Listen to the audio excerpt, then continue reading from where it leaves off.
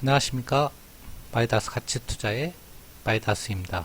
자, 오늘은 2020년 부의 지각변동이라는 책의 제목인데요. 이 책이 현재 경제 상황을 정말 아주 정확하게 진단하고 있는 게 아닌가 그런 생각이 들어서 이 책의 내용을 통해서 경제 위기설의 실체를 한번 점검해보는 그런 시간을 갖도록 하겠습니다. 자, 그러면 먼저 책의 내용을 소개해드리기 전에 시황 간단히 설명을 드리면요. 제가 사실은 저번주 금요일날 방송하고 오늘 수요일날 처음 하는 건데요. 화요일까지 휴가를 갔다 왔어요. 근데 시장이 많이 초토화되어 있더라고요. 많이 떨어졌고 오늘도 지금 좀 낙폭이 확대되다가 좀 반등은 하고 있지만 시장에 힘이 없는 건 마찬가지고요. 또 시장에 나와 있는 여러 가지 위험 요인들이 아직도 산재해 있고 전혀 해결될 기미가 안 보이는 것 또한 같습니다. 그러니까 시장 상황은 지난주나 이번주나 변화된 게 없다. 오히려 조금 더 악재가 더 늘어난 것 뿐이다. 그렇게 여러분들 해석하시면 될 겁니다. 자, 몇 가지 시장 점검 해드리면요. 오늘 중요한 이벤트가 있습니다. 오늘 FOMC에서 이제 미국 기준금리 결정이 나는데요. 여러분들 큰 의미를 둘 게 없는 게 0.25로 이미 시장은 다 받아들였고 국채금리도 이미 다 선반영이 되어 있기 때문에 오히려 0.25로 금리 인하가 되는 순간 미 국채금리도 오히려 상승할 가능성이 있다고 합니다. 그 얘기는 금리 인하에 대한 기대감은 다 시장에 녹아 있는 것이기 때문에 큰 의미가 없고요. 다만 0.5 정도 깜짝 인하를 했을 때 좀 반응할 수 있겠다. 그 정도로 여러분들 인식하면 되고요. 투자가들이 기준금리가 인하되면 주식시장이 다시 뛸 것 같냐 이렇게 물으니까 모건 스탠리 수석 이코노미스트가 우린 회의적이다 이렇게 답변을 했다고 합니다. 자, 기준금리가 미국이 과거에 쭉 내렸죠. 금융위기 때문에 마이너스 0%에서 0.25까지 아예 제로까지 낮췄다가 이제 2015년도부터 이게 양적 완화 기간이죠. 이때가 이제 올리기 시작했는데요. 많이 올리지도 못했어요. 겨우 2.25에서 2.50인데요. 이만큼 미국 경기가 예전 같지 않다는 얘기예요. 미국은 과거에 이렇게 여러 번 금리 인상기가 있었죠. 인상기가 끝나고 인하 시기가 도래할 때 위기를 겪었습니다. 그래서 이번 금리 인하 시기도 위기가 또 도래하는 것이 아니냐 그런 우려가 시장에 많고요. 과거에는 이렇게 적게 올린 다음에 이렇게 인하로 바로 턴한 게 아니고 상당 부분 올라간 상태 그 다음에 인하를 시도했기 때문에 지금하고는 상황이 틀려요. 지금은 얼마 올리지도 못했고 또 올리는 것 자체도 굉장히 3년간에 올렸잖아요. 서서히 올렸어요.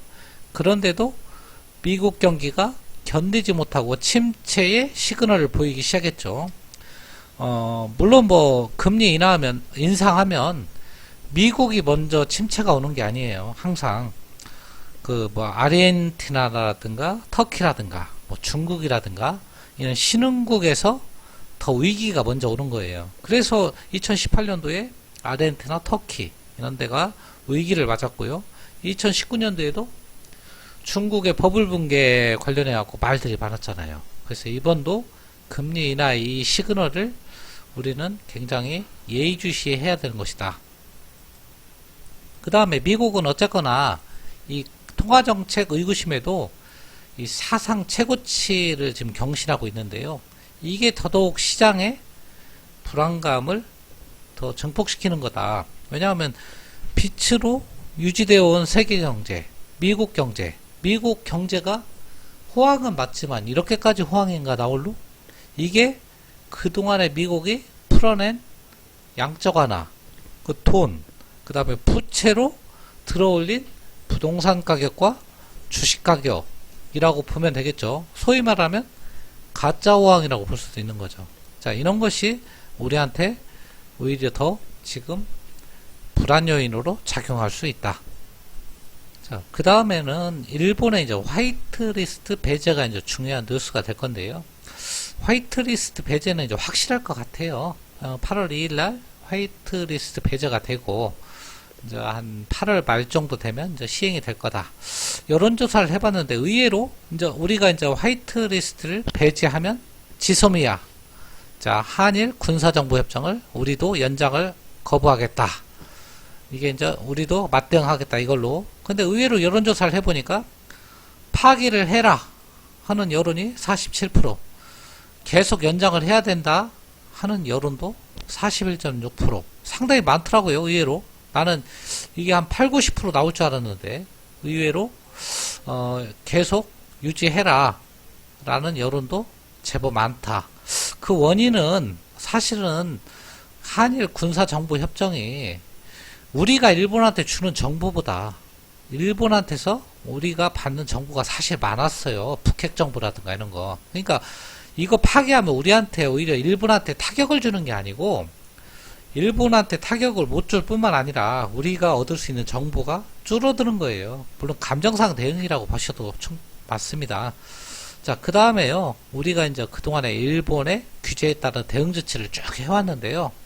몇 가지만 살펴보면 별로 실효성이 여러분도 없다고 아실 거예요. WTO 제소, 그 다음에 국제 여론 형성, 그 다음에 화이트리스트, 우리도 똑같이 폐지하는 거, 그 다음에 일본의 수출 규제하는 거. 그러니까 일본이 한 거 그대로 대응하는 건데 이게 실효성이 별로 없다고 여러분도 다 느끼실 수 있을 거고요. 민간에서 할 수 있는 부분은 일본 제품 불매운동, 일본 여행 중단. 오히려 민간에서 하는 게 조금 타격이 있을 수도 있는데 이건 또 일본의 맞대응을 불러온단 말이에요. 일본도 한국에 안 올 것이고 또 일본 기업들도 자발적으로 한국 기업에 대한 수출 규제를 동참한단 말이에요. 그러면 일본이 취할 수 있는 것은 수출을 금지시키지는 못해요. WTO 체제하에서. 다만 승인을 까다롭게 하는 거잖아요. 근데 민간 차원에서 하는 거, 일본 민간 차원에서 일본 기업이 나 한국에는 돈 안 벌 거야, 안 팔 거야. 자, 이런 것은 WTO 배제 대상이 아니에요. 그러니까 민간이 자발적으로 참여해서 우리 불매운동처럼 일본 기업들이 참여한다면 이것은 수출 금지까지 이어질 수 있는 거다. 그렇게 본다 그러면 사실 우리가 취할 수 있는 실효성 있는 정책은 하나도 없다고 봐도 된다. 그렇게 보시면 되고요. 자, 그 다음에요. 이건 아까 얘기 나오니까요. 지소미아 연장 거부냐, 연장해 줄 거냐, 그런 내용이고. 자, 그 다음에 유럽 증시가 어제 급락을 좀 했는데, 트럼프가 중국에 대해서 잠잠하면 강경 발행을 합니다. 내가 재선되면 미중 무역 협상이 더 어려워진다. 그러니까 지금 해라. 이렇게 압박을 했는데요. 유럽 증시가 폭락을 했지만 사실 이것 때문에 폭락을 한 건 아니고 경기 침체 우려가 유럽에도 상존해 있다. 브렉시트도 있고. 자, 핑계거리에 지나지 않는 거고요. 어쨌거나 트럼프는 강경 발언을 했고 불만도 토로했죠. 중국이 미국 농산물을 구매를 시작하지도 않았다. 그러니까 이제 미중 무역 협상도 난관에 봉착해 있다. 그 내용이고요. 자, 그 다음에 이제 북한이 또 단거리 탄도미사일을 2발 발사했는데 대응책이 없어서 그런지 몰라도 이제 한, 미, 일 세 나라가 거의 좀 무시하는 듯한 발언을 하더라고요. 신경 안 쓰겠다. 그런 거 안보에 위협이 안 된다. 그런 식으로. 왜냐하면 대응 방법도 없죠. 쏘는데 방법이 있습니까? 자, 어쨌거나 그렇다 하더라도 별로 남북 경협주라든가 우리 증시에 좋을 건 하나도 없는 뉴스고요. 그 다음에 오늘 조금 나온 뉴스가 그 유정용 강관에 대한 보복관세를 미국에 매기겠다. 이제 한국에서. 왜냐하면 미국이 현대제철이나 세아제강에 이제 수출하는 유정용 강관에 관세를 매겼죠. 반덤핑 관세. 이에 대한 보복 조치로 우리도 4천억 원에 해당하는 보복 관세를 추진하겠다 하는데요. 저는 이 부분은 좀 신중할 필요가 있다고 봅니다. 물론 주권 국가가 당했으니까 보복 조치를 하는 건 좋지만 지금은 시기적으로 맞지 않다. 왜냐하면 미국이 또 그 대상이 미국이기 때문에 우리가 조금 비굴하더라도 이것은 그냥 안 하는 게 좋지 않느냐. 왜냐하면 지금 한일 분쟁이 심각한데 거기에 미국하고까지 이런 관세 분쟁으로 분란을 일으키는 건 좋지 않다. 그렇게 생각합니다. 조금 비굴할 수도 있는데 그게 맞지 않나. 나중에 조금 더 경제가 안정이 됐을 때 하는 게 좋지 않겠다. 금액도 그렇게 큰 건 아니잖아요. 4천억. 물론 뭐 크다면 클 수도 있지만 자, 전선을 지금이 확대할 시기는 아니다. 그렇게 봅니다. 자, 오늘 핵심 내용으로는요. 제가 2020년 부의 지각변동이라는 책의 내용을 우리 경제 상황에 맞춰 좀 얘기 좀 해볼까 하는데요. 저자가 박종훈 씨인데 KBS 기자였는가 봐요. 근데 KBS 보도본부 경제부장이었는데 현 경제 위기를 잘 표현한 것 같아요. 7가지 시그널로 해서 잘 표현한 것 같아서 그것을 설명하는 좀 시간을 한번 갖고자 합니다. 자, 7가지 시그널. 이것은 경제 위기가 오는 7가지 시그널을 이제 기자가 얘기한 건데요. 첫 번째가 금리예요. 금리 인하되는 순간을 주목하라 돼 있는데 제가 아까 말씀드렸잖아요. 금리가 인상되다가 이제 인하로 바뀌는 그 시점이 경제 위기 시그널이다. 그 말씀을 드렸고요. 미국이 3번의 금리 인상 시기가 있었는데 그 시기마다 금융 위기가 왔어요. 근데 이번이 조금 틀린 케이스가 뭐냐면 금리를 얼마 올리지도 못했는데 너무나 빨리 위기 신호가 왔다는 얘기예요. 아르헨, 터키, 그 다음에 중국에서도 2019년도에 부채 위기가 왔어요. 그래서 그동안에 엄청나게 10년간 해온 양적 완화를 좀 이제 걷어들일까? 미국에서는 금리 인상을 통해서 긴축을 좀 해볼까 했는데 시작도 못하고 인하를 하게 되었다. 그 내용이고요. 세계 경제는 어쨌거나 빛으로 좀 떠받치는 그런 형국이 좀 더 지속될 거다. 그렇게 볼 수 있을 것 같습니다. 무엇보다도 이제 더 중점 들여 설명한 부분이 장단기 금리가 역전됐다. 왜냐하면 장기 금리가 단기 금리보다 높아야 정상인데 미래가 불확실하고 미래가 불황이 올 것 같다 그러면 장기 금리가 오히려 더 낮아진다는 얘기예요. 그래서 그것을 더 불황의 징조로 많이 사람들이 판단을 한다. 그 내용입니다. 그래서 금리의 시그널에 우리가 잘 관심을 해야 된다. 그런 내용이고요. 첫 번째가. 두 번째가 부채입니다. 같은 내용이라고 봐도 돼요. 규모보다는 속도가 중요하다 이렇게 돼 있는데 금리하고 부채는 따라 나오는 거예요. 금리가 인하되면 부채는 증가될 수밖에 없다. 자, 부채 중에서도 특히 가계부채가 문제인데요. GDP 대비 가계부채가 증가하면 나중에 위기로 올 수가 있다. 일본이 과거에 1980년대에 GDP 대비 부채 비율이 190%였다가 1990년대에 275%로 증가했다. 그때 일본 경제는 잃어버린 20년이라는 불황을 맞았다. 한국 GDP 대비 부채 비율은 지금 232%다. 과거 일본의 잃어버린 20년 수준에 육박해 있다. 그렇게 우리도 참고해서 아시면 되고요. 그 중에서도 가계담보대출이 증가하는 것이 굉장히 우려되는 요인이다. 올해도 그래서 이 부채 시그널을 잘 면밀히 관찰해야 된다. 그 내용이고요. 세 번째가 버블입니다. 버블은요, 우리가 보통 뭐 주식, 부동산, 그 버블을 얘기하는데요. 자, 주가가 고평가되어 있죠. 분명히 우리나라는 아닌데 지금 미국은 분명히 그동안 찍어낸 양적 완화로 주가하고 미국 부동산 버블이 일정 부분 있는 것은 확실합니다. 자, 이게 터졌을 때 세계 경제에 큰 위기가 올 수 있다. 그래서 그런 부분을 우리가 위기 시그널로서 잘 관찰해야 된다. 그리고 통계 유혹에 속지 말아야 된다. 뭐 미국 증시가 사상 최고가다. 그렇다고 호황이냐? 절대 아니다. 가짜 호황이다. 돈이 만들어낸 가짜 호황이기 때문에 그런 부분을 우리가 예의주시해야 된다. 네 번째는 환율입니다. 최근 우리나라 주식시장이 급락을 했죠. 근데 다행인 것은 환율이 덩달아서 급등하지 않았다는 얘기예요. 그래서 그나마 다행인 거지, 만약에 우리 주식시장이 급락하고 환율까지 급등하는 그런 현상이 나온다 그러면 한국은 심각한 상황으로 빠져들 수도 있는 거기 때문에 이 환율도 굉장히 위기의 신호로 보는 굉장히 중요한 지표다. 우리가 그렇게 생각해야 되고요. 돈의 흐름을 맨 먼저 읽으려면 사실은 환율을 봐야 됩니다. 왜냐하면 특히 이제 저개발 국가나 이제 통화 가치가 비정상적으로 이렇게 널뛰게 하는 그런 국가들은 특히 환 위험에 많이 노출되어 있을 수가 있다. 그 내용이고요. 그 다음에 중국 문제입니다. 중국 문제는 2019년도에 불거졌는데 부채 문제예요. 중국은 그림자 금융, 그림자 부채 이것 때문에 망할 것이다. 이렇게 얘기하시는 분도 많잖아요.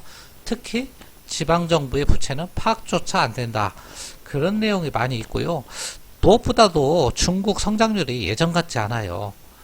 우리나라가 일본 제조업 경쟁력을 뺏어갔듯이 중국이 한국의 제조업 경쟁력을 일부 뺏어갔고 중국도 지금 베트남이나 인도한테 뺏기고 있는 실정이다.